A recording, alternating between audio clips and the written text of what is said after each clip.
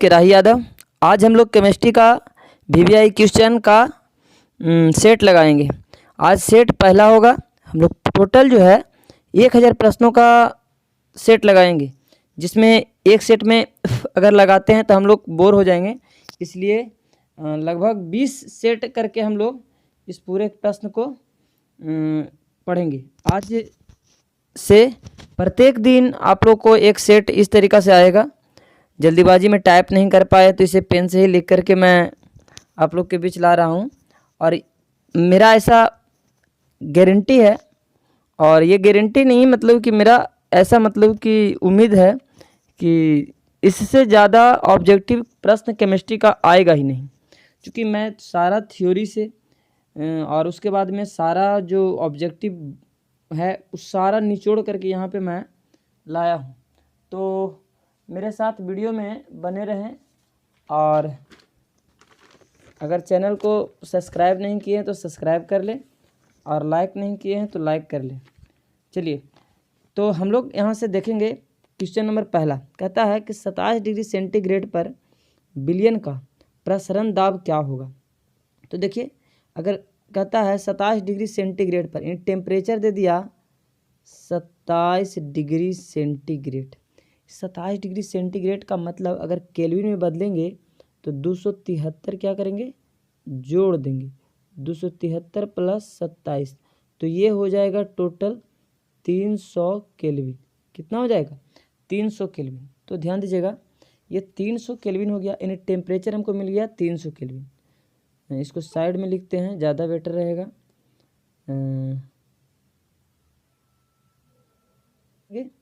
कि यहाँ से टेम्परेचर हम तो निकाल दी, टेम्परेचर हो गया 300 केल्विन। कैसे हुआ 300 केल्विन पता है, 27 डिग्री सेंटीग्रेड है। सेंटीग्रेड में ये टेम्परेचर का जो यूनिट होता है केल्विन होता है। ये हम इसमें क्या कर दिए, 300 केल्विन। 1 m बिलियन यानी सांद्रता कंसंट्रेशन 1 m दे दिया, 1 मोल दे दिया, 1 मोल पर लीटर दे दिया, यानी सांद्रता दे दिया कितना, 1 m। 1 m का मतलब 1 मोल पर लीटर। अब प्रसरण दाब पूछ रहा है। प्रसरण दाब पाई से सूचित करते हैं। पाई बराबर होता है CRT।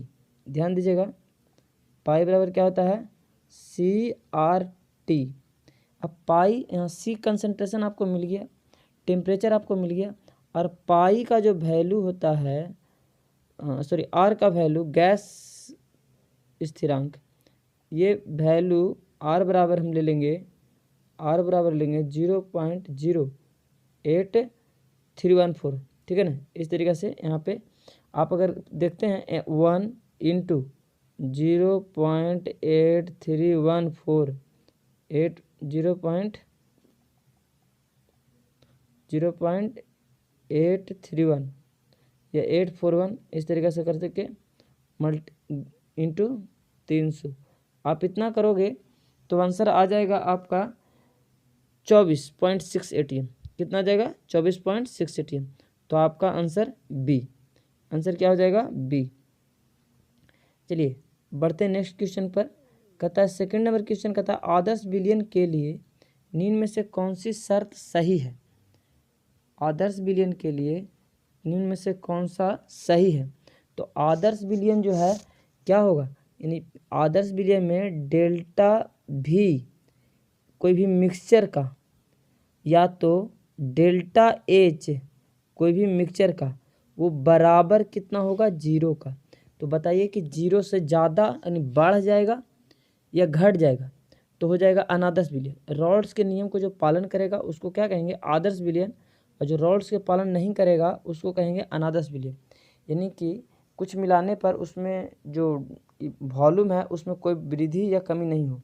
अगर बढ़ जाए और घट जाए तो हो जाएगा अनादर्श विलयन। बढ़ जाए तो धनात्मक विचलन और घट जाए तो ऋणात्मक विचलन। ये आदर्श के विलयन में डेल्टा भी मिक्सचर बराबर क्या हो जाएगा, 0। अगर डेल्टा H मिक्सचर कहेगा तो भी क्या हो जाता, 0।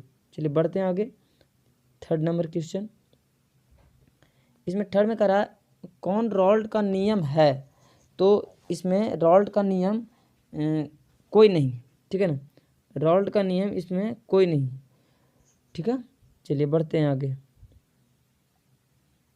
प्रसरण कहता है कि प्रसरण होता है, कहता है प्रसरण होता है, यानी इसमें अगर 4 में देखा जाए तो कहता है प्रसरण होता है, तो सभी दिशाओं में, सिर्फ एक दिशाओं में, 2 दिशाओं में, कोई भी दिशा में नहीं। तो प्रसरण जो होता है मतलब एक दिशा में होता है, सॉरी सभी दिशा में होगा। ये ऑप्शन आपका ए हो जाएगा सही, सभी दिशा में। ठीक है, चलिए बढ़ते हैं आगे नेक्स्ट क्वेश्चन पर। 5 नंबर क्वेश्चन ये हो गया आपका ए। कहता है निम्न में निम्न में किसका हिमांक बिंदु सबसे अधिक है। क्वेश्चन नंबर 5 पढ़ रहे हैं कि निम्न में से किसका हिमांक बिंदु जो है सबसे अधिक है। तो आपका हो जाएगा K2SO4। K2SO4 यूरिया को होता है CO और NH2 और NH2, है ना। तो अगर ये टूटेगा तो 2 N 2 N 4, यहाँ पर हो जाएगा 2 1 3 4। ठीक है, तो आपका हो जाएगा आंसर 20 सही। चलिए बढ़ते हैं नेक्स्ट क्वेश्चन पर। कहता है गोताखोर ऑक्सीजन के साथ कौन सा गैस को मिलाता है। ये क्वेश्चन जो बिहार बोर्ड द्वारा मॉडल सेट में भी आया था, इसका वीडियो हम अपलोड कर दिए हैं। अगर नहीं देखे हैं तो जा कर के चैनल पर प्लेलिस्ट में जा कर के ऑब्जेक्टिव क्वेश्चन में देख सकते हैं। कहता है कि गोताखोर, तो गोताखोर जो है कि अगर कौन सा गैस मिलाता है ऑक्सीजन के साथ, कौन सा गैस जो है वो ले जाता है। तो यहाँ पे हो जाएगा हीलियम गैस। कौन सा गैस का हो जाएगा, हीलियम गैस, सी वाला। लेकिन अगर मान लीजिए कि हीलियम और नाइट्रोजन दोनों रहेगा तो हीलियम नाइट्रोजन दोनों मार सकते हैं, यानी आपका आंसर बी और सी दोनों होगा। लेकिन केवल पूछेगा तो हम मारेंगे हीलियम, ध्यान दीजिएगा। नेक्स्ट क्वेश्चन कहता है गैंग और फ्लैक्स आपस में मिलकर बनाते हैं। तो गैंग और फ्लैक्स मिलकर के स्लैग बनाता है। गैंग प्लस फ्लैक्स मिलेगा तो स्लैग बनाएगा। गैंग हो जाएगा अशुद्धियाँ और फ्लैक्स हो जाएगा कि अशुद्धियाँ को दूर करने के लिए बाहर से जो पदार्थ मिलाते हैं उसे फ्लैक्स कहते हैं। और जब दोनों मिल करके एक द्रवनशील पदार्थ बनता है, द्रवनशील यानी मुलायम तरल पदार्थ बनता है, उसको हम कहते हैं स्लैग। चलिए बढ़ते हैं नेक्स्ट क्वेश्चन। कह रहा SiO2 है, कहता है अम्लीय फ्लैक्स है या क्षारीय फ्लैक्स है या स्लैग है या डी में कोई नहीं। आपका 8 नंबर क्वेश्चन का रहा है, तो ये हो जाएगा अम्लीय फ्लैक्स। कैसा हो जाएगा, SiO2 है जो अम्लीय फ्लैक्स है। कहता है निम्न में से कौन कैलामाइन है। कैलामाइन, तो आपका मतलब कि क्वेश्चन नंबर 9 कह रहा है कि निम्न में से कौन कैलामाइन है। तो कैलामाइन ZnCO3, आपका आंसर सी हो जाएगा। जिंक का अयस्क होता है। कहता है मैलाकाइट अयस्क है किसका।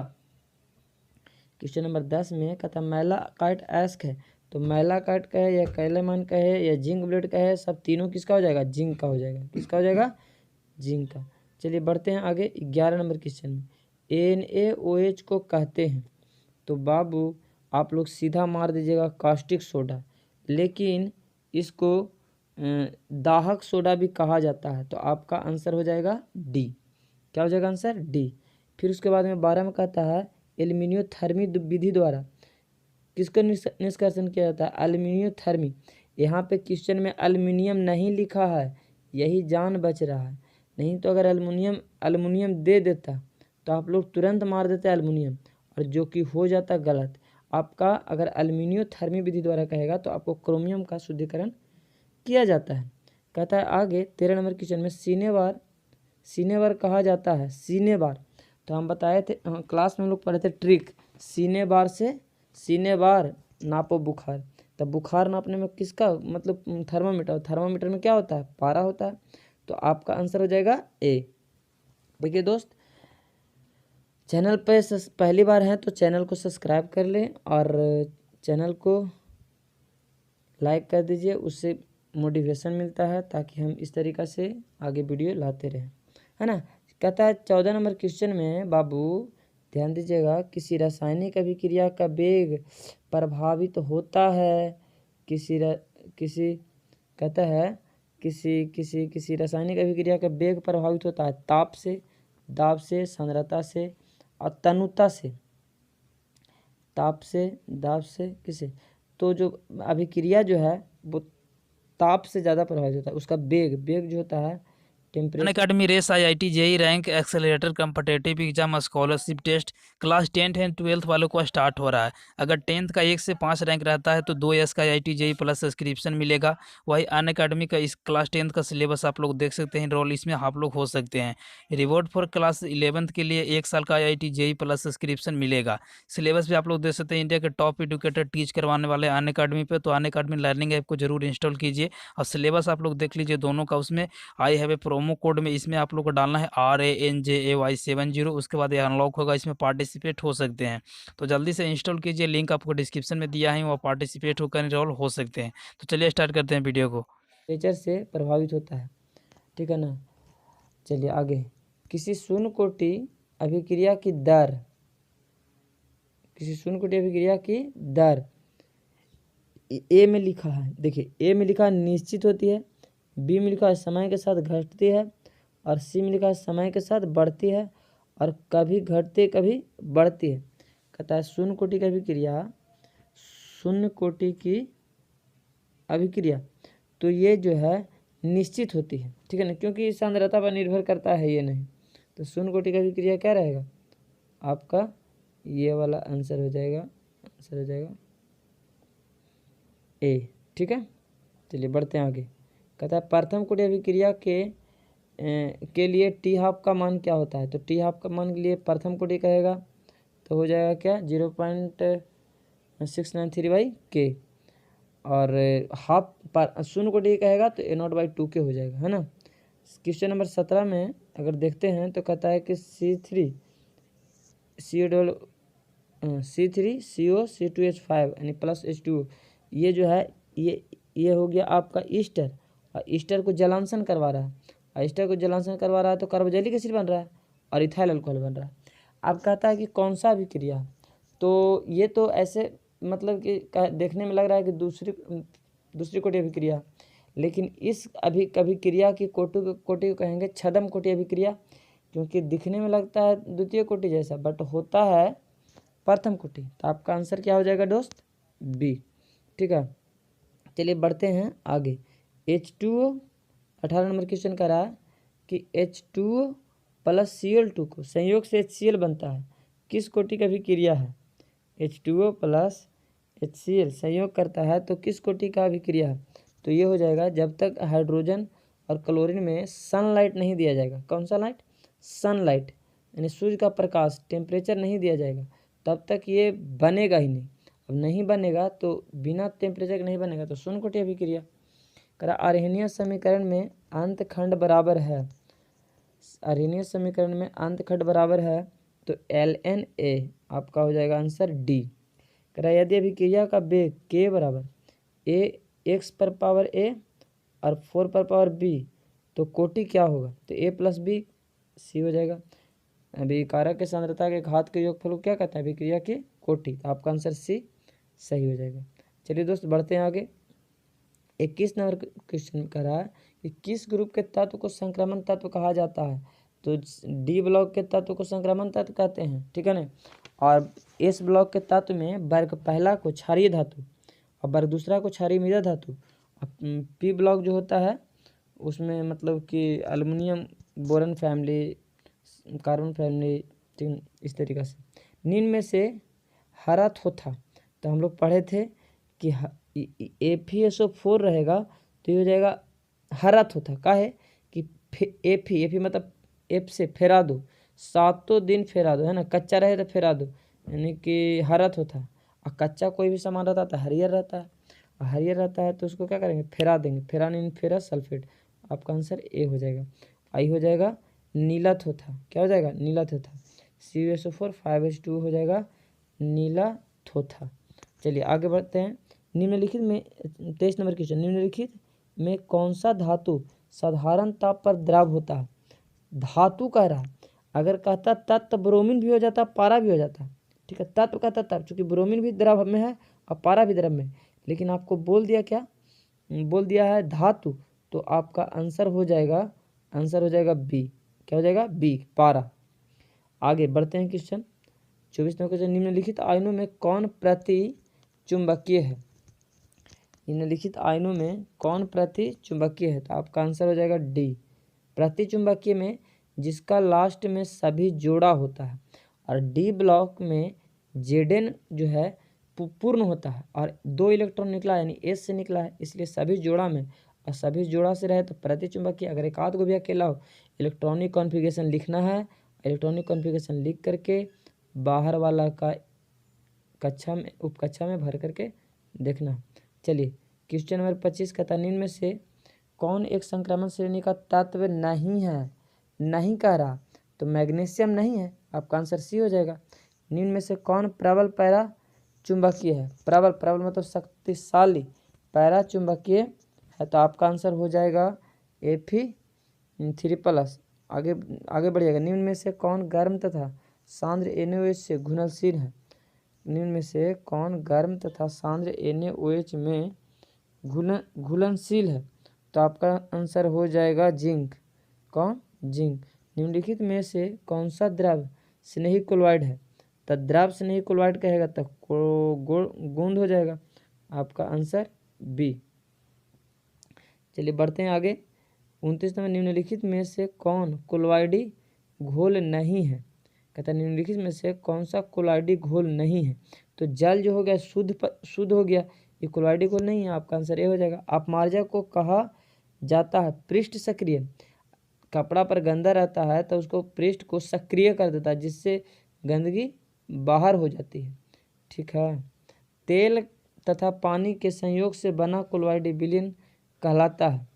तेल और पानी से, अगर तेल और पानी दोनों संयोग करता है उससे जो क्लोराइड विलयन बनेगा उसको क्या कहेंगे, तो 31 क्वेश्चन में आपको पायस और इमल्सन दोनों हो जाएगा, पायस और इमल्सन।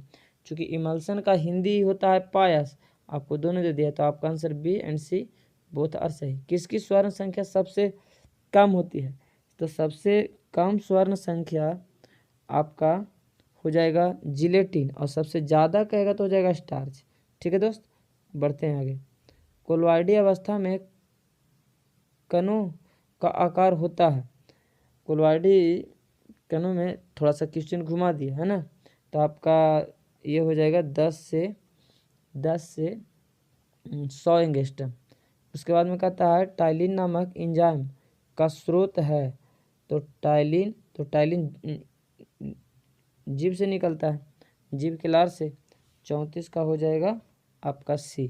कहता है कि ब्रैग समीकरण है, देखिए ये पुराना क्वेश्चन है, हालांकि इस तरह का क्वेश्चन नहीं पूछता है, फिर भी मैं दे दिया हूँ, ठीक है ना, कि ब्रैग समीकरण है, तो ब्रैग समीकरण हो जाएगा आपका ये 2d sin थीटा, ठीक है ना, 2d sin थीटा। चलिए n लैम्डा बराबर 2d sin थीटा, डी हो जाएगा आंसर।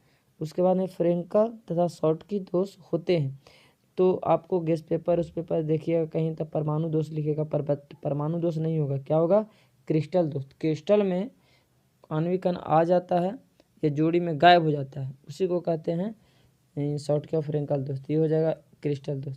कहता है रवादार ठोस है, रवादार ठोस, इसमें से रवादार यानी क्रिस्टलीय ठोस कौन है, तो क्रिस्टलीय ठोस हो जाएगा आपका हीरा, हीरा हो जाएगा क्रिस्टलीय ठोस। ये कांच और रबर जो है अक्रिस्टलीय है, ठीक है ना, रवादार ठोस हीरा हो जाएगा। चलिए बढ़ते हैं आगे।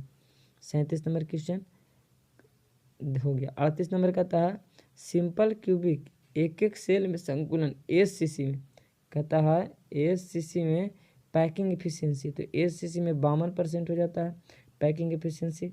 बीसीसी की बात करेगा तो बीसीसी में हो जाएगा बीसीसी, एससीसी में 52%, किसमें, एससीसी में। बीसीसी में बोलेगा तो 68%, और एफसीसी में कहेगा तो 74%, ठीक है, तो याद रखिएगा। और रिक्तियाँ कहेगा तो 100 में से घटा देंगे पैकिंग एफिशिएंसी को।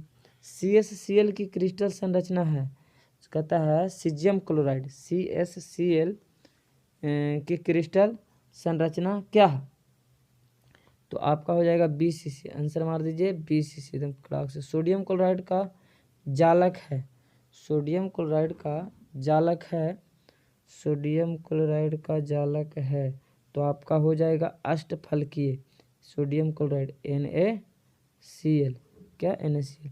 आगे बढ़ते हैं क्वेश्चन, नेक्स्ट क्वेश्चन बढ़ते हैं 41 में। 41 में बढ़ते हैं कि निम्नलिखित में किस धातु की समन्वय संख्या 8 होती है। इसमें से कहता है कि निम्न में से किस धातु का समन्वय संख्या 8 होता है। तो पोटेशियम का 8 होता है, क्योंकि पोटेशियम का आएगा, सोडियम का आएगा वर्ग 1 के, तो कितना हो जाएगा 8 हो जाएगा। और